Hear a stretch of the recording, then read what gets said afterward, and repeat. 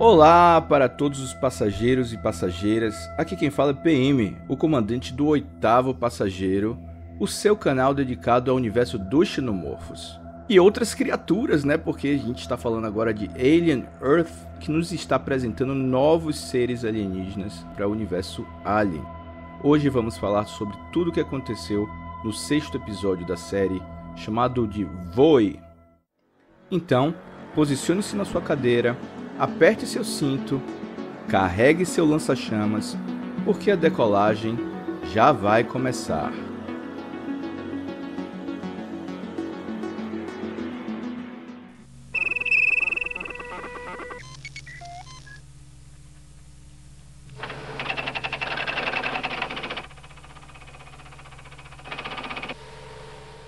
Hoje vamos começar de uma forma diferente, vamos debater aqui algumas questões do episódio passado.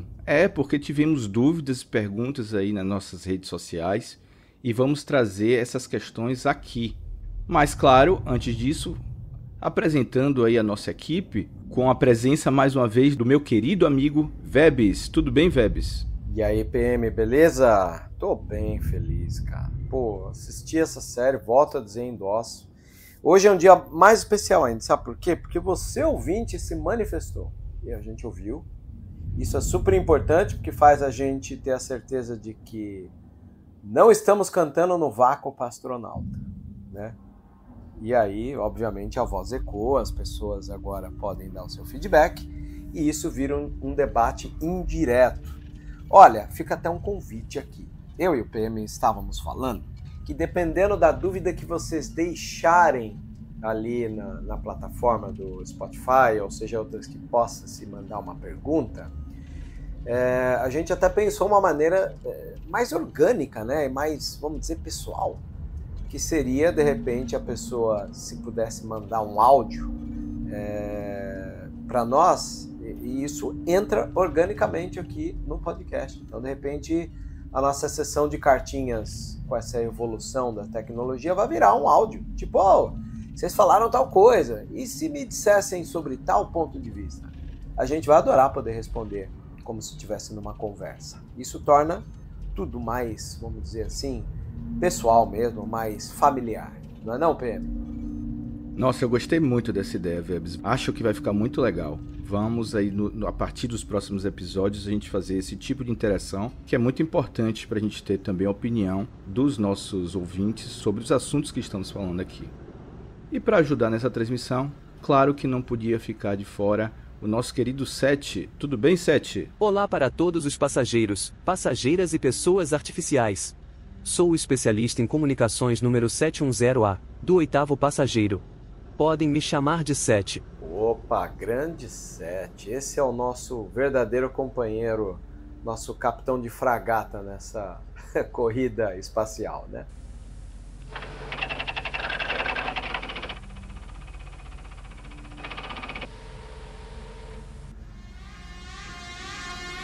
Atenção!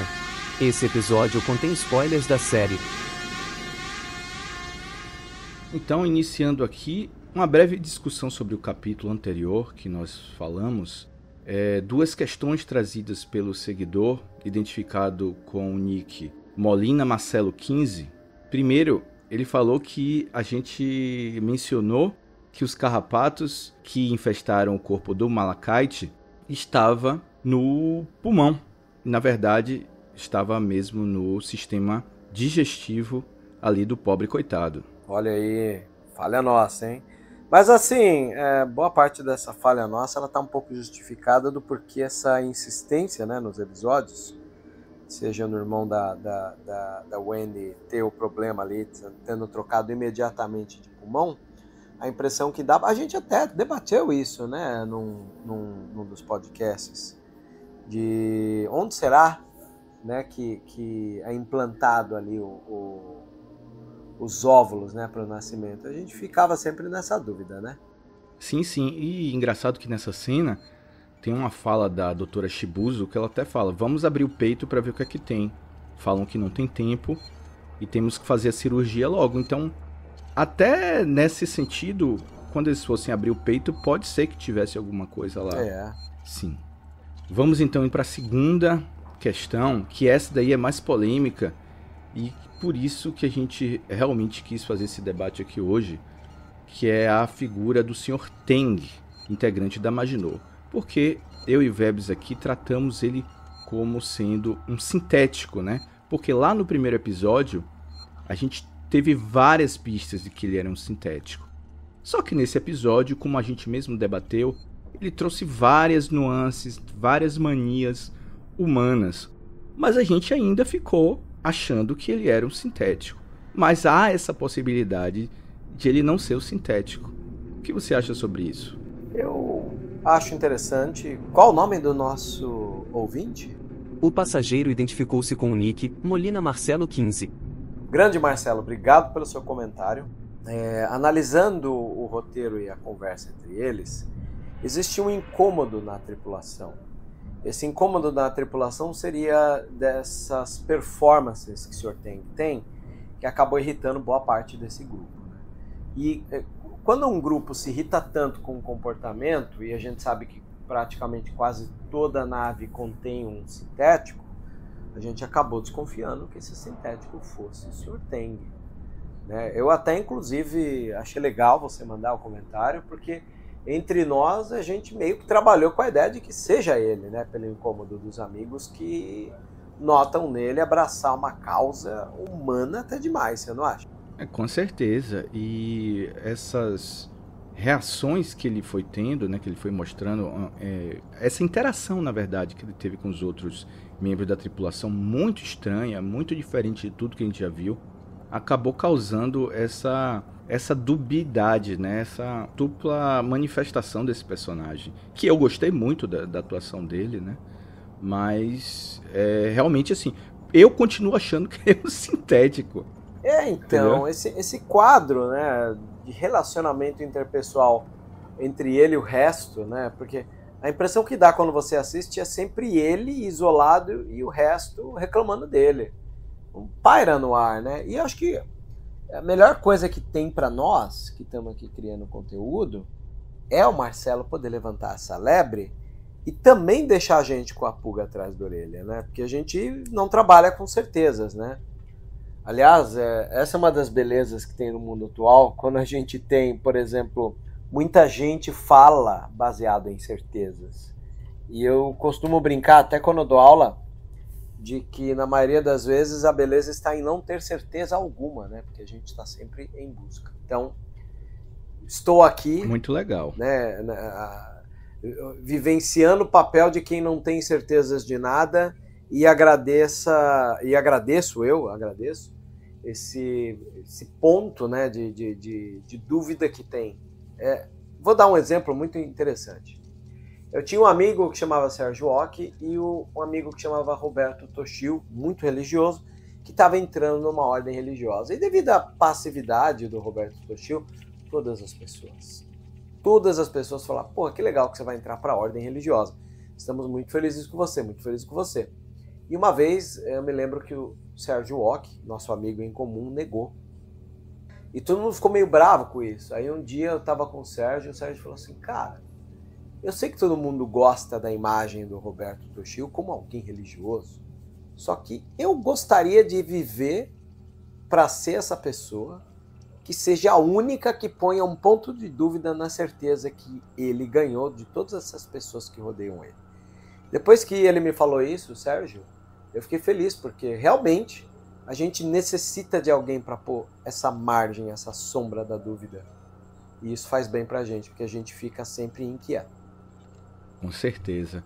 A gente teria, então, nesse caso, a primeira vez de uma produção de Alien, da falta de um sintético numa nave, né? Como você mesmo falou.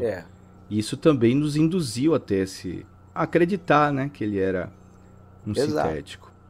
Depois que a gente acabou de gravar, saiu uma entrevista do próprio Noah falando sobre alguns aspectos desse episódio. E uma das perguntas foi sobre o Sr. Teng, afinal, quem era o Sr. Teng? E o Noah Hawley falou que criou esse personagem justamente para manter essa dúvida, para você decidir o que será ele. E nesse caso, eu acho que funcionou bem assim mesmo, entendeu? nós temos o ponto de divergência através do Marcelo, e temos entre nós essa sensação de que ele passa a ser uma pessoa sintética, o planejamento do Noah Hawley funcionou, que é uma maravilha, né? É isso, então ele criou esse personagem pra você achar que é um sintético, principalmente no primeiro episódio, mas que você pode interpretar como sendo um cara esquisitão, um cara bem creepy, né? É verdade. Que realmente, com uma pessoa que com certeza não deveria estar ali, e o que seria uma grande falha aí pra Weyland-Yutani colocar um cara tão perigoso pra fazer parte da tripulação.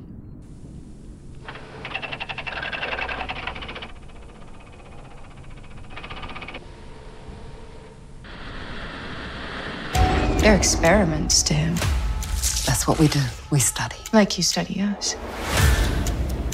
Is my sister safe? Well, we found a glitch. We've come too far to fail now because you don't have the stomach to bring this home. Working out a way to get us out of here.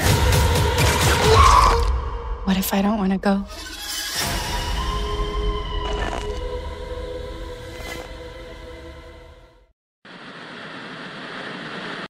Então agora vamos começar a falar do episódio 6 da série Alien Earth, com o nome de Voe. Esse episódio que em inglês tem um nome The Fly, a mosca, que nos trouxe muita expectativa para qual seria o conteúdo desse episódio.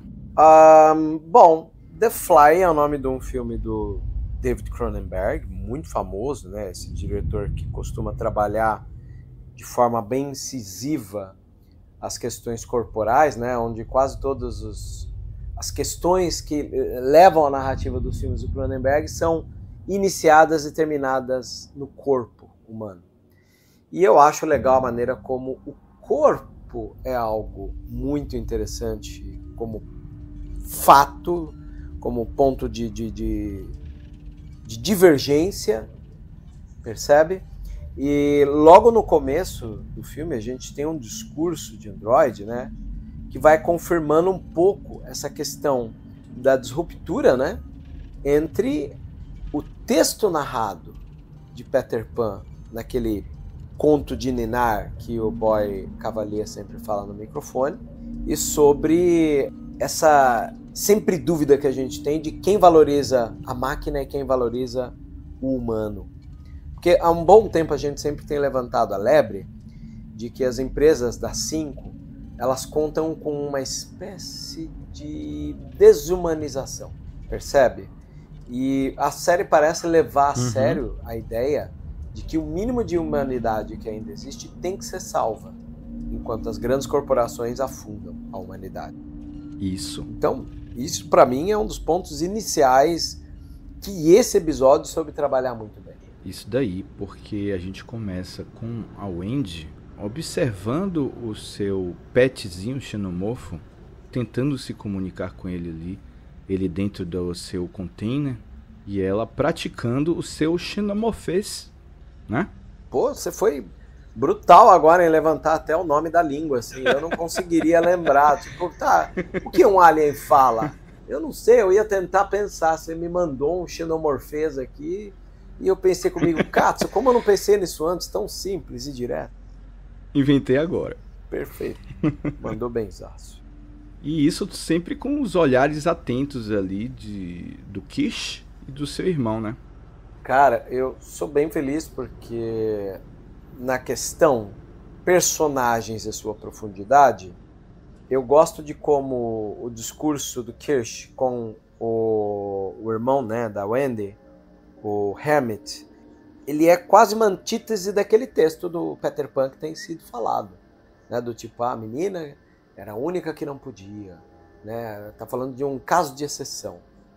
E aí quando o Hammett tenta falar com o Kirsch sobre, não, quando tudo isso acabar, quando tudo isso passar, vamos voltar para casa. Meu, não tem casa, não tem a hora disso passar. Eu acho que existe um grande equívoco da parte do Hammett achar que a velha frase, depois da tempestade sempre vem a bonança, eu acho que isso não vai ter dessa vez. Essa é a verdade. É porque ele quer de qualquer forma obter informações de como, de alguma forma, ele vai ter como cuidar dela no futuro, né? Se ele vai ter que fazer manutenção nela, com essa ideia que eles vão conseguir sair dali num futuro breve. E Kish chega dando logo a real de que Boy não vai deixá-la sair, que ele tem que se acostumar com esse futuro. Sim. É engraçado porque ele tinha falado isso ali com o Boy Cavalier e já tinha tomado uma chafurdada do Boy Cavalier, né? Agora ele tá com o Kirsch, tomou uma chafurdada do pessoa sintética Kirsch. Do Eiton também, né? É verdade, do Eiton também. A hora que o Eiton, inclusive, dá uma prensa ali com direito à ameaça, né? E um pouco à frente a gente tem ali todas as pessoas se concluindo a dar a resposta que ele queria, né? Ele buscou pela resposta, ele teve a resposta de maneira plena agora. Eu acho que ele foi o único que não entendeu ainda, né? Que É. agora ela é uma propriedade da empresa. Sim. E que ele, de certa forma, é também. Se ele quer ficar junto dela, ele vai ter que aceitar isso. Vai ter que trabalhar para a empresa pelo resto da vida, até o Boy se cansar. Sim, porque até o implante de pulmão com valor e tal, deu pra ver que foi uma maneira de escravizar, né? Uhum. O Boy Cavalier tem o irmão perto pra acalmar a Wendy, que é a criatura que ele gosta. E assim ele mantém o Wendy na coleira através do seu pulmão sintético. Isso aí. E aí a gente vai ver a situação da híbrida Nibs, né, que está sendo avaliada aí por causa do seu trauma que a gente falou aqui no último episódio, que ela falou que estava grávida, quase machucou a doutora, né? Ela está naquela mesa adormecida aí e todo mundo discutindo, né? Inclusive o Eiton Ains, que está como líder naquele momento ali para tomar as decisões. Isso me surpreendeu um pouco de não estar o Boy, e sim ele tomando umas decisões tão importantes. Concordo. E eu acho que assim, uma coisa que a gente não pode deixar de lado aqui é que existe um papo sobre um passado traumático observado pelos cientistas, né, com foco e um viés humanístico, enquanto o Eiton está preocupado apenas, única e exclusivamente com uma manutenção. É meio uma disparidade da situação, você não achou isso?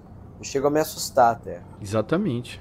E é uma decisão importante, assim, você vai tratá-la com terapia, como sugeriram os cientistas, ou vai apagar a memória, vai ter que mexer na cabeça dela, e que pode trazer um mau funcionamento e coisas piores depois. E ele mesmo toma a decisão ali, não, vamos apagar a memória. Pois é, eu acho que quando o Eiton ele decide apagar a memória, é uma maneira dele já, sem a aval do Boy Cavalier, utilizar parte da sua influência, né, para já adiantar e reduzir margens de erro. Tanto que tem uma parte muito interessante desse diálogo, que vamos ver se isso pode ocorrer, que ele diz: teremos uma grande festa, várias pessoas estarão aqui, elas não querem estar preocupadas na hora que pegarem seu canapé. Aí eu penso comigo, será que o diretor está me acenando que essas criaturas que nós, por instinto, sentimos que pode se perder o controle no laboratório, será vítima de todo um ataque de aliens que está guardado naquele laboratório e pode emergir ali na festa a qualquer momento? Não sei, porque ele cantou a bola de que vai ter uma festa e do quanto os... Qual o nome da classe, Seth? Me ajuda aqui na memória. Já esqueci. Essa nova classe é chamada de híbridos, que são robôs humanoides imbuídos de consciência humana. Isso, Seth. Muito obrigado. Obrigado pela a minha memória.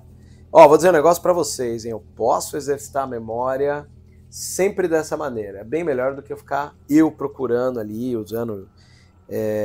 as buscas, mas eu prefiro esquecer e perguntar. É uma maneira de tentar exercitar a memória. Sou assim na sala de aula quando tento lembrar nomes de diretores e filmes, e sou assim até agora numa análise diária. Então, os híbridos, pelo que a gente viu, serão exibidos em uma provável festa, né? E essa provável festa vai ser lá na ilha, né?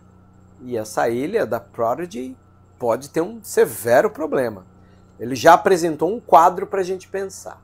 Então o Eitan vai lá, abre a boca e fala para a psicóloga do que ele está preocupado, psicóloga / cientista, e já canta a bola do que pode vir ali para frente, hein?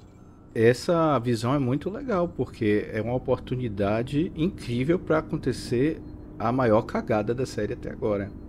Os representantes do governo aí desse coletivo, né, que eles estão chamando nesse episódio das 5, que devem ser essas 5 corporações aí que regem o mundo e tem esse governo em comum para tomar as decisões, né, enfim, para ter um mínimo de administração, né, de governo. Sim. E imagine acontecer aí a fuga das espécies, morte, seria o caos e o fim, provavelmente, de Boy Cavalier.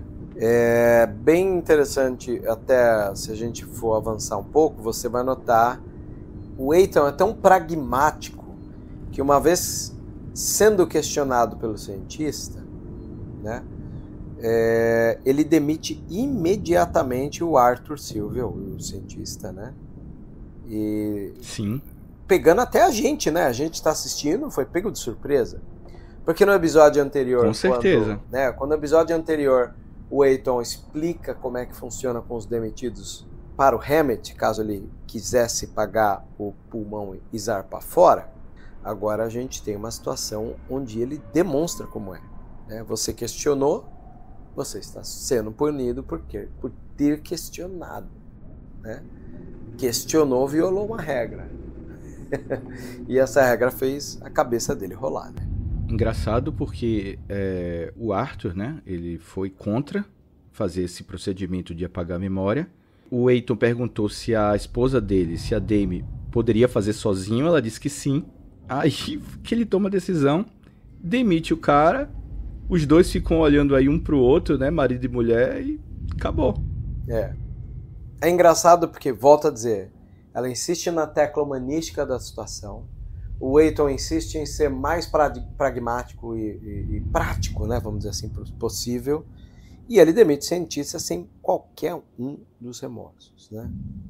É bem, assim, peculiar a maneira como ele faz isso, porque ele demite o cara e já dá imediatamente a voz. Então isso me faz pensar que nós também desconfiávamos que o Eitan pode ser também uma pessoa sintética, não é isso? Boa teoria, Vebs. Eu realmente, até então, não estava com essa possibilidade na cabeça, mas realmente é uma boa teoria. Encontramos agora a Mercy e o Joey, né? A Wendy e o Hammett, conversando no corredor, que ela tinha acabado lá de fazer a sua sessão de encontro com seu pet xenomorfo. E seu irmão Joey está muito preocupado com sua segurança, que essas espécies são perigosas, elas não deviam estar aqui, e que não é o papel dela estar lá cuidando desses alienígenas. Cara, ele tenta insistir ela a entender aquilo que ele tinha tentado fazer os outros entenderem por uma ótica dele, né? O voltar para casa, quando tudo isso acabar. E esse diálogo é bem interessante porque o irmão ele tenta falar de uma maneira, vamos dizer, convincente. Então ele fala sobre formação de comunidade. Só que ele fala uma formação de comunidade num quesito muito mais humanístico mesmo, né? Do tipo uma autonomia humana sobre a formação de comunidade. E a Wendy, talvez os presets da cabeça dela estejam funcionando tão bem atualizados que a maneira que ela responde à formação de comunidade humanizada que o Hammett fala, ela responde com outro tipo de formação de comunidade que, como dizem os americanos e ingleses, go with the flow, que é a formação de uma comunidade como a das abelhas. Você não tem uma abelha sendo ensinada, você tem uma abelha que nasce condicionada, percebe? E em meio a esse diálogo muito interessante e filosoficamente muito bonito para analisar, sobre, olha, você está querendo falar de formação de comunidade, mas olha as formigas, olha as abelhas, elas também têm uma formação de comunidade. Tem uma formação de comunidade totalmente hierárquica e obediente. Percebe? De crescer, comer e proteger a se rainha, desenvolver, seja, reproduzir. Sabe? Acho que não à toa a abelha, né? A abelha proteger a rainha e tal. E aí ela termina esse diálogo com ele negando o pedido do irmão de sair. Tem os barcos aqui, tem isso ali, o que você acha? Não vai rolar. Ela bem assim. E se eu não quiser ir embora? E se eu não quiser ir embora?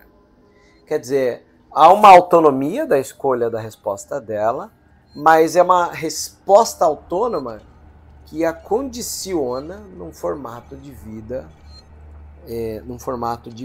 que seja meio que escravatura mesmo. Por isso que ela comparou com formiga e comparou com abelha. Assim, até a irmã dele tá dizendo pra ele deixar pra lá isso, cara. Ele não tem mais aquele futuro que ele sonha. Deles voltarem a ser uma família e voltar tudo como era antes. A nova realidade é aquela ali, dentro da Prodigy Corporation. Concordo. Assim como todos os filmes de Alien, a partir do momento que você tenta controlar uma praga, que no caso é um alien, a gente tá falando de um problema... Vamos colocar, no fundo é quase um problema sanitário você controlar uma praga, né? E aí você tem que entender que você não vai sair o mesmo do que você entrou daquele problema, né? Exatamente. Enquanto tudo isso está acontecendo, está em andamento uma reunião de conciliação da Weyland-Yutani com a Prodigy Corporation. Pois é, e foi nesse diálogo, que teve uma hora que a senhorita Yutani, ela comenta e assim... Para quem não se liga no roteiro, pode passar batido, mas para nós que assistimos, entrou-se ali a ideia do juízo de valor, em que a senhorita Yutani comenta que tudo na nave é propriedade, inclusive os homens que estavam ali trabalhando. Então, a servidão é uma coisa muito assim com a cara da própria empresa, né? Weyland, né? Yutani, e como a chefia enxerga isso, né? A chefia ela é totalmente conivente com essa vida de entrega à tecnologia, né? Exatamente. Inclusive, a gente pode perceber a falta de qualquer sentimento de empatia com relação a todas as pessoas que morreram e se machucaram no acidente ali, né? Que nesse caso aí não é nem mais pessoa, virou carga, virou acidente, virou número, né? Verdade. Essa reunião, ela é liderada por um moderador que foi mandado pelo governo coletivo às 5. É esse governo que está regendo a Terra nesse momento. Mas ele está ali praticamente como um mero espectador, né? Porque a Yutani pede tudo de volta, porque é propriedade dela. Boy fala que caiu tudo lá e que destruiu prédio, que matou gente, então que não é bem assim. E começa um jogo de xadrez aí entre eles dois para ver quem é que vai tirar vantagem de tudo isso. Eu gosto da conversa feroz, eu acho interessante como o Boy, como em todo lugar, é o Boy, põe os pés em cima da mesa, trata todos com desdém, não deixa de transparecer para os outros que ele é muito rico e ele paga por isso. O pacote de escrotidão do homem rico é funcional em qualquer classe social, né? Inclusive a classe espacial. Exatamente. Então a Yutani oferece bilhões aí como indenização, ele pede mais, fica aquele momento ali de loja de penhores, né? Sim. Eles chegam num valor ali de 20 bilhões, um valor irrisório para Boy, ele mesmo falou. Mas que ele só ia... Ele ia entregar a nave depois que conseguisse tirar lá de todos os escombros e que ia entregar os espécimes só depois que cumprisse a lei de quarentena, que ainda ia levar algumas semanas para terminar. Aí ela ficou puta da vida. Sim, é legal, porque a impressão que dá é que ele, sendo um gênio, tem o timing necessário. Então, a partir do momento que, né, se questionou períodos, esperas, garantias e tal, ele com certeza deu um checkmate ali nesse grande tabuleiro. Não tem como trocar, né, as posições. Ele fez uma jogada de mestre ali. 2, na verdade, né? A próxima provavelmente é a que você vai me contar agora, não é? Isso aí, porque eles estavam ali, claro, acompanhados dos seus capangas todos, né? Inclusive o Kish com o boy e o Morrow ali com ela. Quando ela vê que não vai ter o que ela quer, Morrow se aproxima e dá sugestão. Vamos instaurar o caos ali e fugimos com nossa espécie. E ela, sem falar nada, assim, ela fica parada, concorda e Morrow sai. Eu gosto da maneira que ele senta, a maneira que ele sai e principalmente a maneira como os seus pitbulls trocam olhares, né? Ao lado da Yutani tava o Morrow e o lado do Boy Cavalier tava o Kirsch, né? E eles trocaram alguns olhares ali, né? Isso, já está essa rivalidade aí que eles tiveram desde do segundo episódio, se não me engano. Eu acredito que a cada dia que passa, esse embate entre os dois vai voltar a acontecer mais uma vez. Inclusive em detrimento das suas principais missões individuais de cada um aí. Interesses diferentes, né? Nesse mesmo episódio, mais à frente, a gente vai descobrir como o personagem de Kirsch ele está muito mais voltado para uma observação em loco das situações, uma coisa...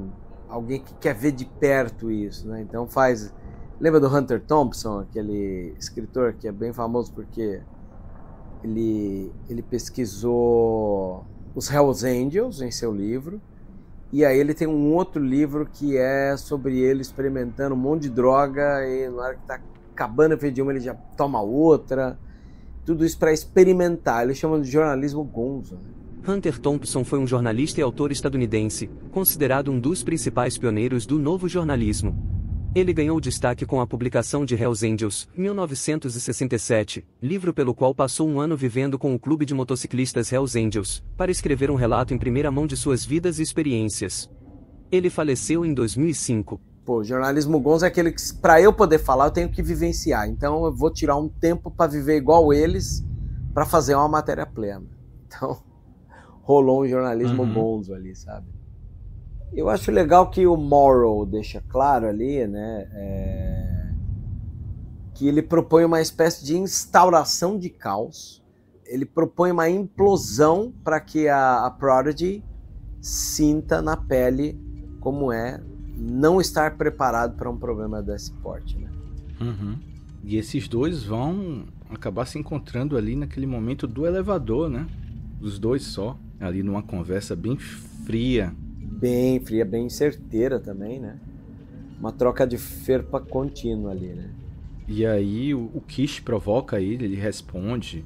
Cada um fica fazendo ameaças mútuas. Kish provoca que ele não é nem homem nem máquina. E aí Morrow fala que da sua satisfação de matar, de destruir um sintético, né? É uma conversa bem bizarra. Concordo. É tão bizarro, assim, midiaticamente falando, parar para analisar, eu não posso deixar de citar o quanto que isso lembra o discurso sionista, né, também, né? Essa coisa tipo, somente limpando de vez e desengripando que as coisas voltam a funcionar, percebe? É, complicado. Bem complicado. Eu acho engraçado que o Morrow fala no final assim, até mais brinquedo velho. Pois é. Embora o modelo do Morrow não seja um modelo de que se jogue fora, né? Parece que eles administraram um pouco desse ódio que ele sentia para tentar extrair dali uma força motriz, né? Uma bobina que recarrega o tempo inteiro. O Morrow, ao propor o caos interno para implodir a Prodigy, ele comenta que após esse ato, né, eles meio que desenharam seus próprios futuros, né? Porque o Morrow já deixou claro, dor é uma coisa que você nunca vai sentir, posso cortar você no meio, você não vai sentir, né? E aí o que a gente fala sobre como sentir, mas não daquela maneira divertida que foi. Então, fica a grande dúvida aqui, né? Qual caminho que eles vão seguir. A gente passa então para Dame Silva, cuidando da saúde mental da Nibs. ela, num momento bem triste, assim, né, dela chorando, ela meio que pedindo desculpas pra ela, vai apagando sua memória. Enquanto isso, vários flashbacks em reverso, assim, né, confusão de imagens, mostrando todas as situações que a Nibs foi passando ao longo dos episódios, como se estivesse sendo apagado. Eu achei muito legal essa passagem. Pois é, e é sempre aquele trabalhinho de fusão na imagem, uma imagem sobrepondo outra, todas carregadas de significado. Tô igual você, também chamou muito a minha atenção. Quando ela acorda, o Andy já tá do lado dela, né? E aí o Andy tá preocupada com a saúde dela. Você tá bem? Você melhorou? E ela acorda. Melhorei de quê? Eu estou bem, né? Não aconteceu nada. Ele diz, como assim? A gente foi pra nave, o monstro te atacou, aconteceu isso e etc. Não tô sabendo de nada, não. A Wendy cai na real de que alguma coisa aconteceu ali. Pois é. Eu acho que uma das coisas, inclusive, que deixou a Wendy com a pulga um pouquinho atrás da orelha num momento desse é sobre o apagamento da memória ser uma coisa que vai além de você esvaziar uma HD, né? Sim, sim. Com certeza. E uma coisa que pode acontecer com qualquer um deles se fizer alguma coisa errada. Vão apagar minha memória também? Então eu sou uma máquina mesmo? É, porque o perigo se estende a ela, né? Ela tá vendo alguém que teve o apagamento de memória e ela começa a se sentir mais fragilizada, talvez até lembrando do diálogo que ela tenha tido com o irmão. Uma forma figurada de dizer que eu quero trazer é Nibs e Wendy bebem da mesma fonte que é a Prodigy, e quando a Wendy nota que a Nibs chega com esse diferencial a menos, ela se sente fragilizada porque ela também pode ser vítima desse apagamento de memória. Ela vê a fragilidade dela está espelhada na figura da Nibs. Uhum. Percebe? Concordo. E aí ela sai correndo do quarto, né? Sem entender assim, muito o que está acontecendo, mas pensando essas coisas que a gente tá falando aqui, né? Sim. Apagaram ela, né? Cara, e é legal, porque... Por que eu acho que é interessante essa série ter uma edição, assim, primorosa? Eu devo ter comentado alguma vez, mas, assim, os russos, em especial a montagem intelectual russa, que vem com Sergei Eisenstein, né, que são livros, além de filme, além de Greve, Encoraçado Potemkin e tal. Sergei Mikhailovich Eisenstein foi um dos mais importantes cineastas soviéticos. Como filmólogo, estudou a influência do filme na sociedade e seu relacionamento com a realidade, as demais artes e os espectadores em geral. Relacionado ao movimento de arte de vanguarda russa, participou ativamente da Revolução de 1917 e da consolidação do cinema como meio de expressão artística. Eles têm uns livros que chamam O Sentido do Filme e a Forma do Filme, onde eles vão ressaltar a importância da edição. E os russos inventaram uma coisa muito interessante que chama justaposição. A justaposição é aquela onde, se você tem um close numa banana e um close em passos andando, e em terceiro lugar você mostra um cara todo bonachão andando, e nesse quadro você pode ou não exibir a banana, eu já te desenhei uma causa e consequência, que é, tal pessoa vai escorregar na banana. Isso é a justaposição.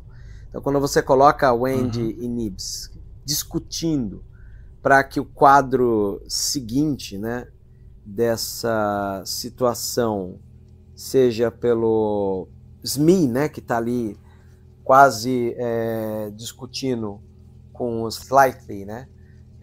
Ele pega o Slightly ali no meio do mato, ali, conversando, e a gente está falando sobre apagamento de memória um pouco antes. Aí você vê os dois em um momento de estranhamento, né?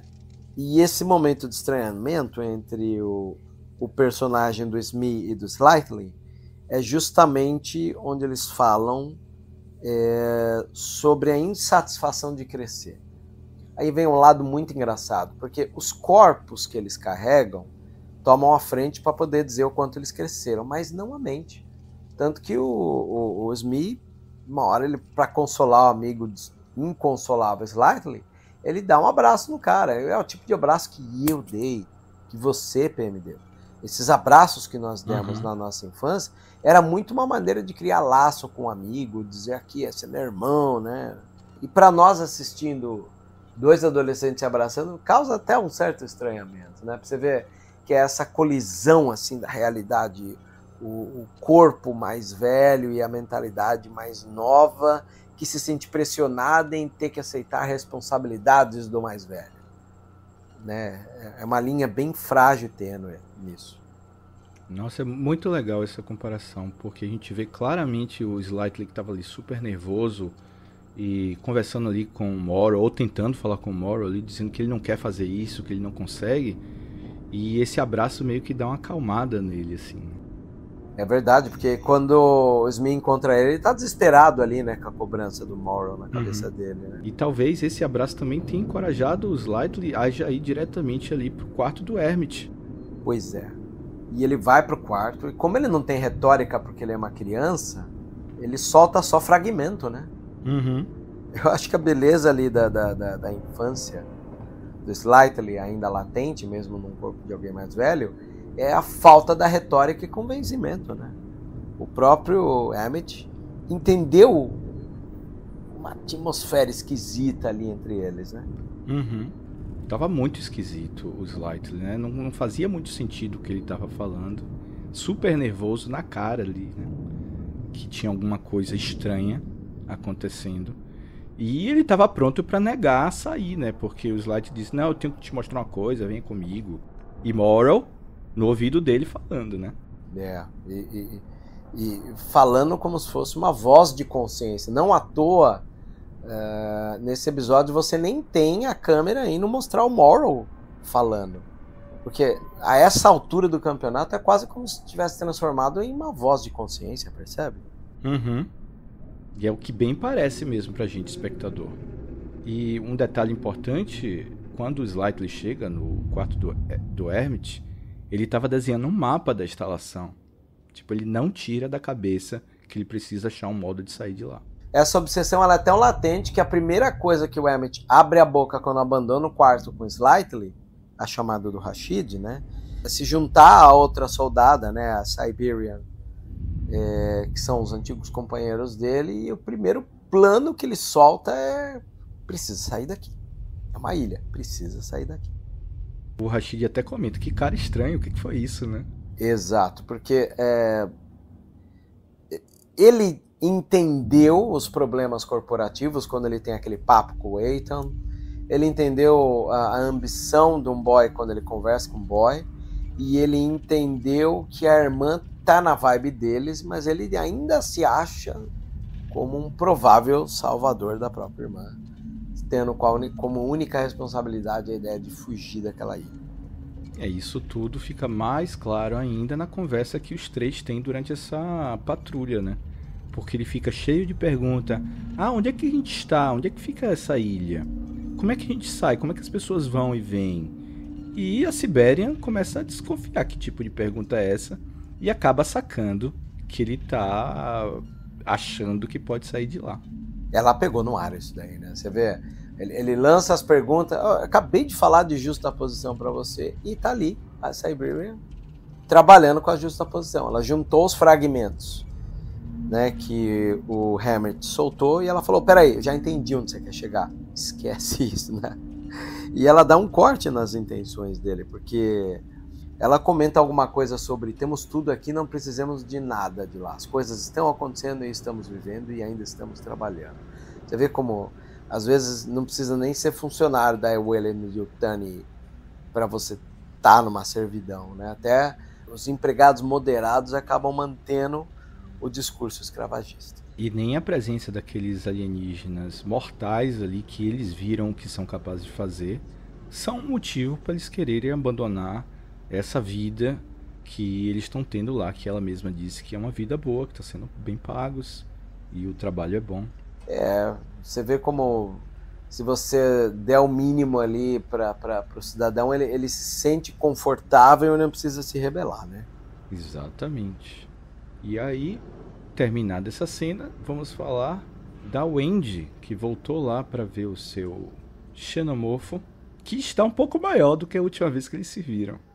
Cara, não só isso, mas eu acho que até o motivo do episódio se chama Fly, onde a gente tem agora a manifestação, né? Logo daqui a pouquinho, né? Mais adiante a gente tem a manifestação das moscas, né? Que tem ali. Eu entendi o porquê o episódio se chama Fly. Ela é a hora que começa a pequena... Sabe aquele filme antigo, A Pequena Loja de Horrores? Adoro. Pois é, eu acho que essa sequência é a sequência mais, assim, próxima da Pequena Loja de Horrores que a gente tem. Nossa, é muito legal. Ela tá lá praticando o seu xenomorfês, né? Ele tá maior. E ela tá começando a melhorar também na sua comunicação com ele. Dá pra ver que eles estão começando a ter um melhor entendimento um do outro. O Kish liga pro Tootles e manda que ele retorne ao laboratório para poder alimentar as criaturas, checar os dados, e pergunta onde é que ele tá, se tem alguém com ele, numa atitude muito suspeita, assim. E ele fica muito feliz e vai lá sozinho, acatando a ordem do seu chefe. Parcialmente acatou, porque o chefe mesmo virou: pega a Curly e leva com você. E ele desobedeceu, né? A Curly até perguntou se tá tudo bem. Não, tá tudo bem, eu dou conta disso daí. Porque a gente tem que lembrar, são crianças.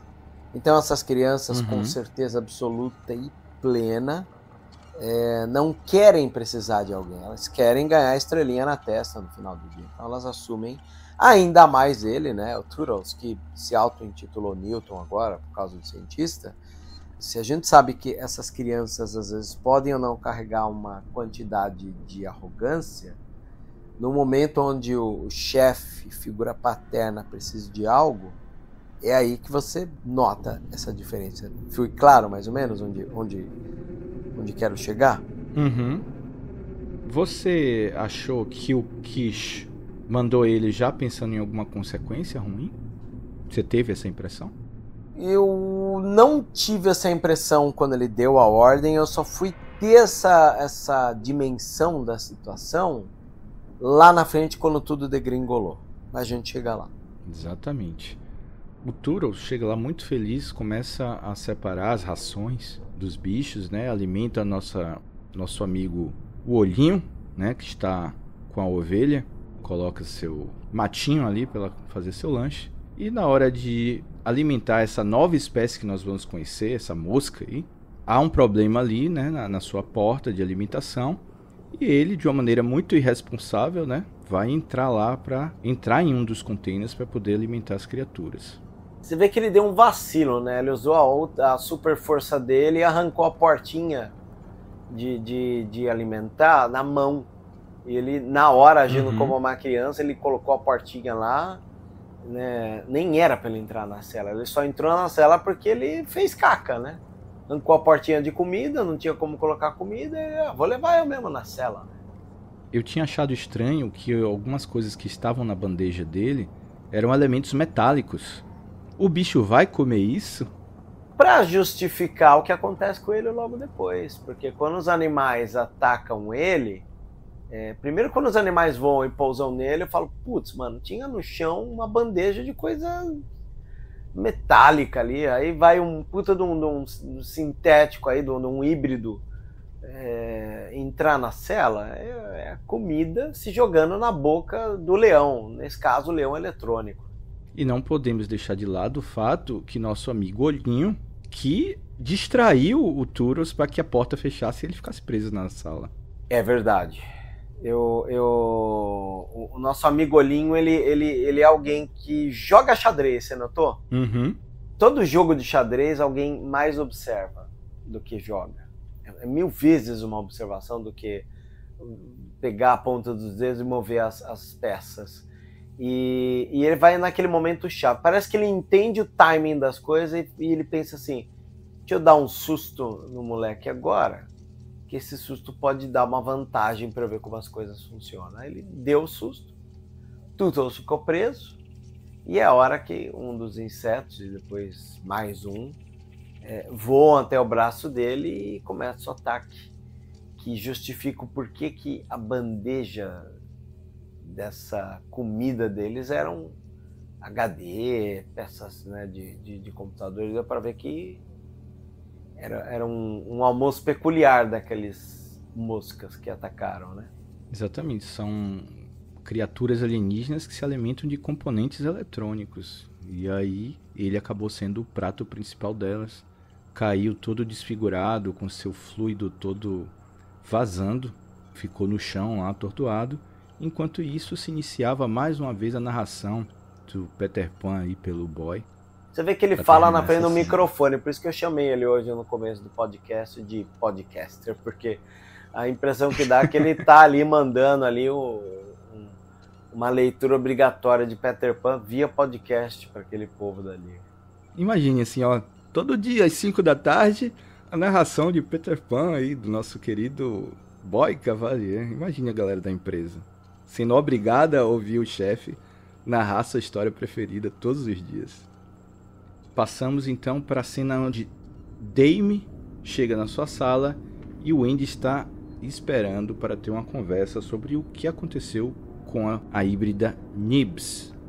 Uma conversa que traz muitos toques sobre essa questão que a gente aborda sempre nessa série da humanidade contra o ser artificial, né?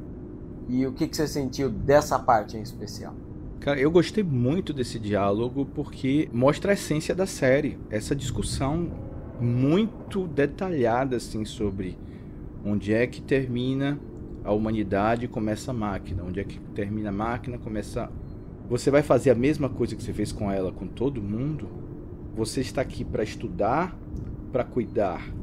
É verdade. Eu acho que assim, a grande questão ali levantada é quem estuda quem na vida dos cientistas? Percebe?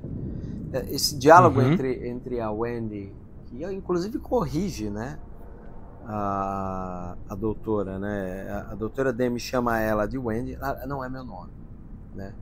Deixa claro isso. Então fica uma certa tensão no ar, um certo preferência, né, das coisas como devem ser. E a Wendy, que já está o capítulo inteiro sob pressão, ainda tem que baixar a bola. Quer dizer, o episódio lembrou que ela foi pega pelos colarinhos pela Nibs. O começo do episódio tem o marido sendo demitido na frente dela, né? Então, se tem alguém que sofreu nesse episódio aí, mais do que o híbrido, com certeza foi a personagem Dame. O Wendy questiona sobre a Nibs, o que é que ela fez com ela, e a doutora se defende, né? Tenta argumentar que era uma coisa que era necessária fazer, que a tecnologia dos híbridos é algo novo, a gente não sabe tudo, a gente está aprendendo, e que nesse caso foi necessário que isso acontecesse. E aí ela tenta quebrar o assunto dizendo, Wendy, mas eu estou sabendo que você está indo muito no laboratório, visitar os espécimes. E o Wendy fala, alguém tem que fazer isso, alguém tem que cuidar deles, alguém tem que olhar por eles. Pois é, tanto que essa resposta dela talvez seja um pouco da resposta que ela deu pro Hammett, se eu não quiser ir, porque há uma cara de satisfação nela enquanto ela dialoga com o xenomorfo. Então a impressão que dá é de uma missão não concluída, a ponto dela poder negar o irmão da vida passada dela quando ela ainda era humana e agora negar ser observada por uma cientista psicóloga. Sim, e a questão de a gente levar em conta também que ela tem uma mente de uma criança de 12 anos e quando a gente fala brincando aqui que ela estava com seu pet xenomorfo, para ela que está conectada com aquela criatura, realmente pode ser um pet, como uma criança tem um cachorro, como uma criança tem um gato, ela está criando um vínculo com aquela criatura ali que talvez nesse momento seja a coisa mais importante para ela.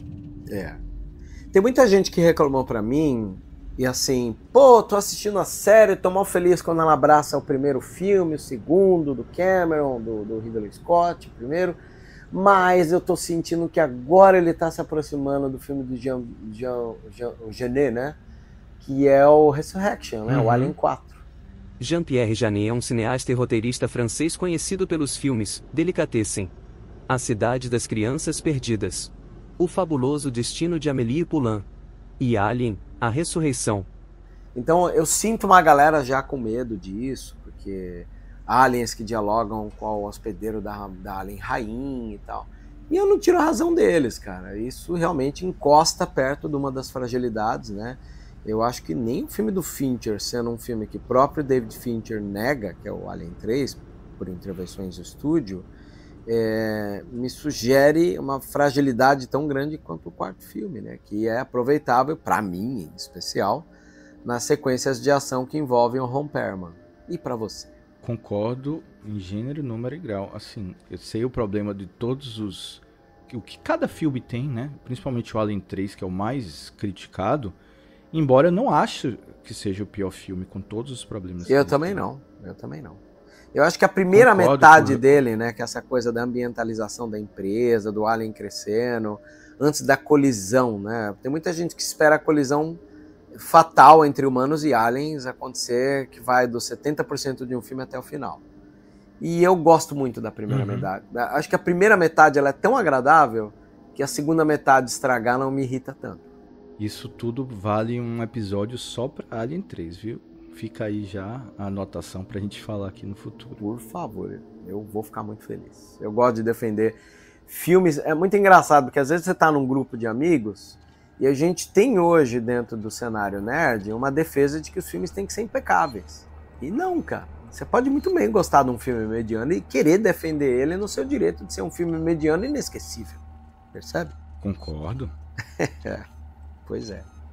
Terminando essa cena, a Wendy sai dizendo que não quer ser mais humana se os humanos vão fazer isso. Vão estudar as criaturas dessa maneira, vão fazer um aos outros sofrerem. Dissecar. Sentimentos atrapalham. Dissecar. Acho que ela usa até o exemplo, né? Kish, e a influência de Kish sobre isso, sobre eles, né? Eu acho que a gente pode sacar esses diálogos que o Kish tem com eles a cada momento que eles abrem a boca para apresentar uma certa autonomia. E, de novo, o alerta de Blade Runner chegando junto aí, né? Que deve ser alguma coisa que o Ridley Scott, como produtor executivo, deve ter cobrado muito do know-how. Sei que a gente tá fazendo uma série de Alien, mas, joga uma essência Blade Runner aí, você precisa disso, né? Hoje em dia, eu não sei onde... os bebês siameses grudados, acho que Ridley Scott ele olha para os filhos dele como um Alien e um Blade Runner grudado, assim. Isso faz todo sentido, né? Ao mesmo tempo. Faz muito sentido, sim. Pois é. Ridley tem sua maneira de ver o Alien diferente de todo mundo. Concordo. E a Wendy se despede da doutora falando: e se você for o problema da humanidade? Né? Se vocês forem os problemas do mundo. É muito bom. Jogou responsa na mão dos humanos. Vocês criam um problema para vocês mesmos. Assim.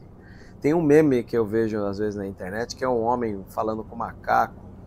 E o velho meme do barbudinho de lado, né? E o macaco fala: mano, esse é um mundo que você podia viver desfrutando dele só do que ele oferece. Eles resolveram acabar com isso. Assim, o meme do macaco é mais ou menos o macaco respondendo para o homem que o homem estragou toda a leveza que o mundo tinha. Né? E é uma grande verdade. Vocês pagam e destroem o mundo que vocês vivem. É isso mesmo. Pois é. Vemos agora Arthur no laboratório, meio ainda sem pensar direito, né? Botando suas coisas na sacola para poder ir embora, porque foi despedido. Você vê que isso é um costume americano, né, cara? A gente no Brasil não é tanto assim.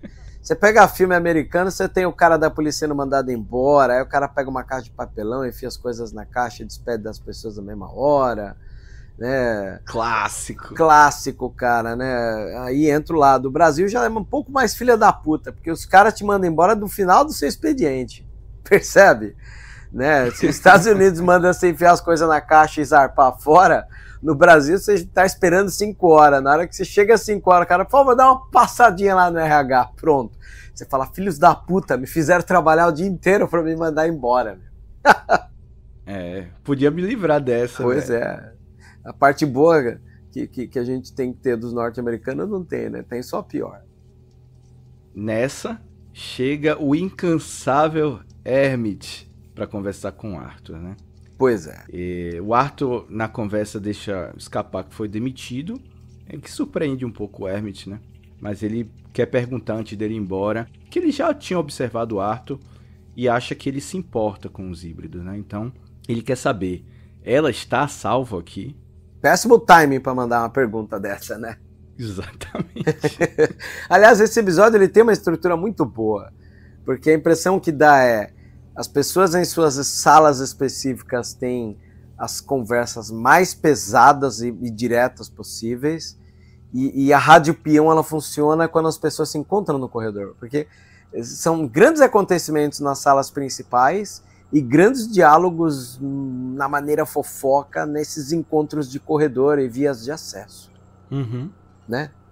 E claro que o Arthur, né, depois dessa pergunta, ele dá uma viradinha clássica assim pra câmera, para assim, estou sendo observado, não posso falar qualquer coisa aqui. Pois é, você vê, tem muito a ver com o que ele tinha feito com a doutora, né, num ponto cego das câmeras no jardim, lembra? Ele conseguiu abrir a boca ali, né? Em outros locais ele não consegue falar muito, não. Faltou uma malícia aí do Hammett a entender que o cara não ia conseguir abrir a boca ali naquele momento. E aí ele fala, não, claro, tá super bem. Venha cá no computador que eu vou te mostrar os sinais dela, que tá muito bom, ela tá super legal, venha ver. E aí ele fica digitando mensagens pra ele, né? Dá um código do barco, ó, leva ela daqui, se mande que o bicho vai pegar. Pois é, mal ele imaginava, né, que viria momentos... Como é que é aquela frase clássica? Minutos antes da merda acontecer, né, que tem na internet. E, além dessa senha do barco, para eles irem embora, né, desse código do barco, ele oferece para desabilitar o monitoramento dos híbridos, né, o rastreamento. E quando ele faz isso, ele recebe uma mensagem no computador de que há um erro no monitoramento do Turtles. Ele vê todos, né, porque há um controle, e aí ele vê que o Turtles não tá. Exatamente, não tá. E aí ele acha estranho. E tem uma mensagem lá, última vez visto no laboratório. E aí ele vai correndo pra lá pra ver o que aconteceu. Tá aí o erro do cara. Correu ele sozinho, um cara recém-desempregado, que tem um amor pelas suas crias, só que ele teve o amor na hora errada. Quando ele chega lá, o Slightly tá na porta, tentando entrar no laboratório, mas com aquela ambiguidade, né? Porque eu não quero fazer isso, eu não consigo mais... Eu não tenho como ir atrás do Hermit, ele foi embora, perdi minha chance. E eis que chega o Arthur para alimentar essa armadilha aí que o Borel tá fazendo com o Slightly, né? Dá muito dó, porque embora... Aí você vê como o atorzinho é bom, né? O atorzinho do Slightly, ele olha pra cara do cientista, na hora ele transmite a gente só com o olhar dele pro cientista, para que a gente que esteja do lado de cada tela assistindo fale, meu Deus, fodeu, já era, né? Impressionante, foi muito bom isso, né, cara? É um momento que não tem diálogo e deixou só pela mudança de fisionomia do Slightly. Aí ele não precisa fazer nada. Arthur entra no laboratório, digita o código ali, entra, e o Slightly entra completamente transtornado, completamente nervoso ali, e enquanto o Arthur vai acudir o Turtles, que tá ali machucado no chão, ele abre o container com os ovos dos xenomorfos. O olhar, né, do Slightly em notar o que o Arthur, o que o cientista, né, o Dr. Arthur fez, é muito sagaz. Ele olha o Arthur e imediatamente ele entendeu qual era o código que ele tinha que fazer para abrir a cela. E aí, cara, dá uma pane, um erro gigante, porque abre a cela das moscas e abre a cela dos ovos, né? Pois é, ele chama a ajuda do Slightly, né? Me ajude a tirar ele daqui. Ele não tem resposta, porque o Slightly já se mandou de lá. E começa a ouvir barulhos pelos cantos da sala, nessa referência muito legal aos filmes de Alien, com os facehuggers na surdina e procurando o melhor momento para atacar sua vítima. É muito bom, né? Eu gosto porque quando a câmera quer mostrar isso, a câmera ela vai focar para um local onde o facehugger só derrubou. Então é como se a câmera não fosse ágil o suficiente para mostrar o facehugger. O facehugger está sempre à frente do tempo da câmera, né? Uhum. O Arthur pede ajuda pro Slightly mais uma vez, que está do lado de fora do laboratório. Ele se nega a abrir a porta, diz que está sendo obrigado a fazer isso. E não tem nem muito tempo para reação. Ele olha para trás, o facehugger dá um pulo certeiro na sua cara e ele cai no chão. Tudo isso sendo observado pelo Kish. Importante dizer. A cereja do bolo dessa sequência é que tudo que está acontecendo o Kish está olhando de longe, quietinho, guardando, né? Isso nos faz questionar quais são os reais planos do Kish dentro de tudo isso. Cara, na minha opinião, eu acho que o Kish aguenta tanto o Boy Cavalier que ele deve, tal qual o Triple, que a gente gosta de pensar quanto o Triple ele começa a trabalhar com as probabilidades em porcentagem, ele deve ter o Kish pensado assim, qual a chance real e porcentagem de derrubar esse império inteiro só com uma simples porta aberta, né? Vebs refere-se ao personagem C-3PO, droide de protocolo da saga Star Wars. Ele cansou de fazer experiências para os outros e quer fazer sua própria experiência, ver onde é que tudo aquilo vai levar, né? E tanto que ele espalha a infelicidade dele e poluindo a cabeça daqueles que ele quer trazer para perto, principalmente a Wendy, né? E aí o episódio termina com Slightly arrastando o cientista, o Arthur, pelos tubos de ventilação para poder completar sua missão e de alguma forma tentar salvar a sua família do destino proposto por Morrow. Perfeito. E eu queria só endossar um detalhe que é o verdadeiro final do episódio que quebra a gente no meio, é o Boy Cavalier notando que o Kish olha, né, o sistema de segurança e ele pergunta se está tudo bem. E o Kish responde positivo, né? Então acaba com o Kish mentindo, dando a nós essa certeza. Aí entra o som do Godsmack a toda, cara. Entra Godsmack tocando Keep Away. Curte Godsmack? Cara, é uma banda muito clássica pro 2000, assim, né? A gente tinha... nessa virada de chave 90 para 2000, eu nunca deixei de ouvir o punk rock. Só que começou a surgir um hardcore bem interessante, chefiado e capitaneado ali por bandas como... a gente está aqui no rescaldo do Green Day, ter tocado no The Town aí em São Paulo para vocês, com a minha banda, uma das minhas bandas favoritas, que é a Bad Religion, né? Fiquei surpreso com a música também, né? E uma música lá de uma banda que teve seu estouro entre 90 e 2000, né? Exatamente, surgiu nos anos 90, é uma banda que eu acompanho há muito tempo, inclusive tem até um disco deles aí, o Awake de 2000, mas é uma banda assim que surgiu nesse boom aí do new metal, né? Mas que não necessariamente ele tem as características musicais do new metal. Eles têm um metal mais alternativo, assim, um pós-grunge, até uma coisa meio groovada, assim. É sabe? Verdade, concordo. Tem muita banda da virada 90 para 2000 que flerta com hardcore Nova York, que o hardcore Nova York ele sempre beira ali um pouco o metal com punk e a influência de um beat de rap, né? Tanto que não só isso é uma resposta, como também o rap teve uma influência de metal muito grande, gerando bandas como, vamos pensar aqui, Onyx, Body Count, ou o próprio House of Pain, ou Cypress Hill, que são, assim, bandas que eu sou muito fã, tive a chance de ver ao vivo quase todas elas aí. E quando surge o new metal que veio tardiamente, né, ou até o Faith No More, que a gente já falou em outros episódios atrás, né? E quando o Godsmack veio com uma onda nova, veio com outras bandas que eu tô tentando lembrar. Tinha pelo menos 3 bandas contemporâneas a Godsmack que eu gosto muito. POD. POD é uma delas, hein? É bem legal.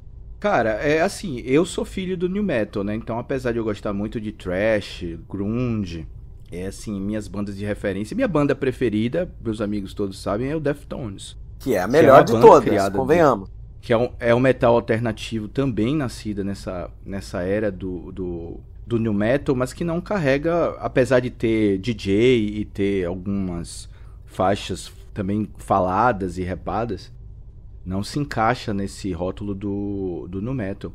Mas aí dessa época você tem o Limp Bizkit, né, que virou super mainstream na época. Você tem as grandes bandas assim famosas que a galera o rock autoral do Korn. É o System of a Down, é o Korn, é o Papa Roach, né? E acho que pra mim, se eu parar pra lembrar aqui bandas que vamos dizer assim, abriu o caminho pro New Metal chegar, ou bandas que estavam inseridas no New Metal que eu gosto, sem sombras de dúvidas, Deftones é uma obra-prima de primeira categoria. E em segundo escalão, eu sou muito fã de Seven Dust. É legal. Já que a gente está falando de bandas nesse estilo, essa semana tivemos o lançamento do clipe do CD de uma banda brasileira que chama Kill for Nothing, que é do meu amigo Ale Bob, que é o vocalista. Então, se você que está ouvindo aí gosta dessa pegada de banda, corre lá, vai nos seus espaços de streaming e procure sobre Kill for Nothing, que é uma banda brasileira que lançou recentemente álbum e clipe.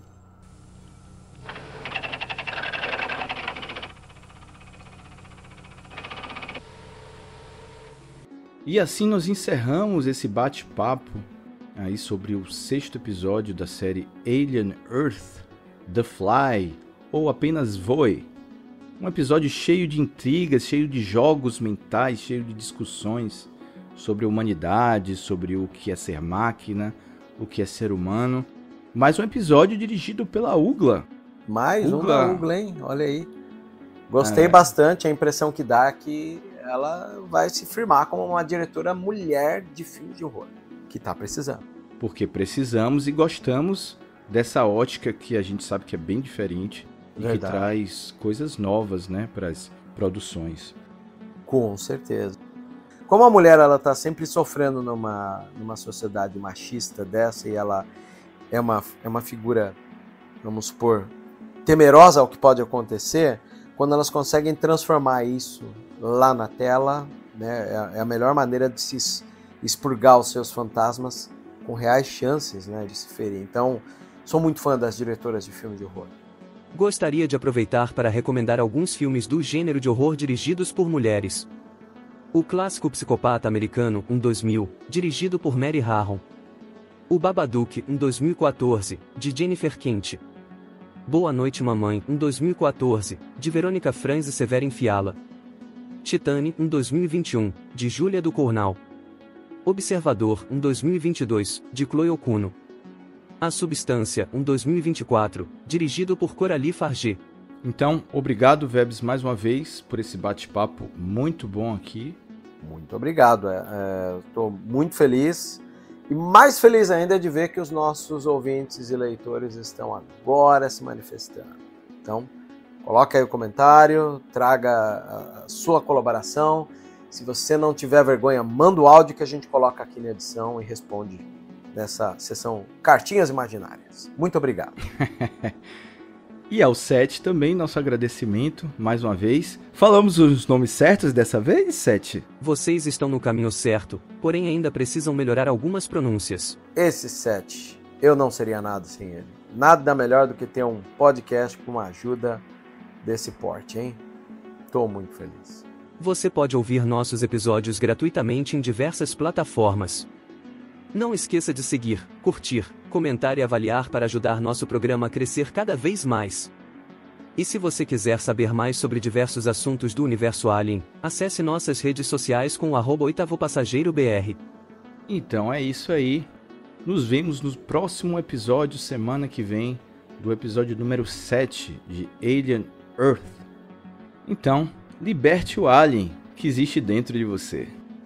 Com certeza, liberte o alien que existe dentro de você e tome cuidado com as moscas ao redor. See you, Space Cowboy!